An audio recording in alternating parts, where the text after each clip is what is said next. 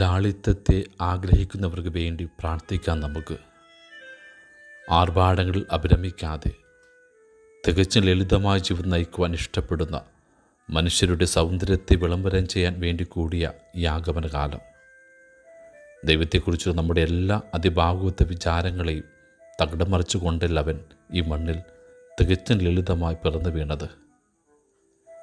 നരകം കാണിച്ച് ഭീഷണിപ്പെടുത്തുന്ന ആരാധനകളിലും പാപപരിഹാര ബലികളിലും അഭിരമിക്കുന്ന, സ്തുതികീർത്തനങ്ങൾ മയങ്ങുന്ന, പാപചെയ്തിയുടെ കണക്ക് നോക്കി ശിക്ഷകൾ വിധിക്കുന്ന, പ്രാർത്ഥനയുടെ ഏറ്റക്കുറിച്ചതനുസരിച്ച് അനുഗ്രഹങ്ങളെ സാധ്യമാക്കുന്ന ഒരു പരാശക്തിയെ പ്രതീക്ഷിച്ച മനുഷ്യർ കണ്ടത് അമ്മയുടെ താരാട്ട് കേട്ട് ഉറങ്ങുന്ന, ഇരുട്ട് കണ്ട് കരയുന്ന, നക്ഷത്രം കണ്ട് ചിരിക്കുന്ന നിസ്സഹായതയുടെ രൂപമായ കുഞ്ഞു പൈതലിനെയാണ്.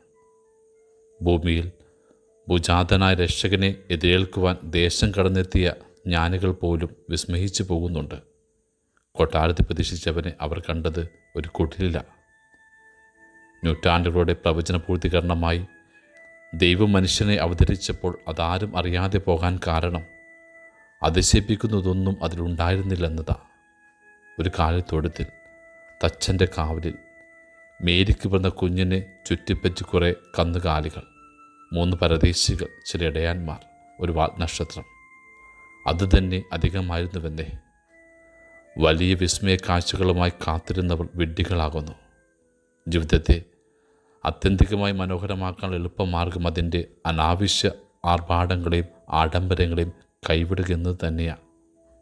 പെട്ടെന്നൊരു ദിവസം നമ്മുടെ ഒന്നും പറയാതെ നമ്മുടെ ജീവിത വിളമ്പിലേക്ക് കയറി വന്നവൻ, കുശലങ്ങൾ പറഞ്ഞവൻ, കൂടെ കളിച്ചവൻ, കുറുമ്പ് കാണിച്ചവൻ, കലഹിച്ചവൻ, അങ്ങനെ കുഞ്ഞു കുഞ്ഞു കാര്യങ്ങൾ കൊണ്ട് ഈശ്വരാനുഭവത്തെ തികച്ചും ലളിതമാക്കിയവൻ.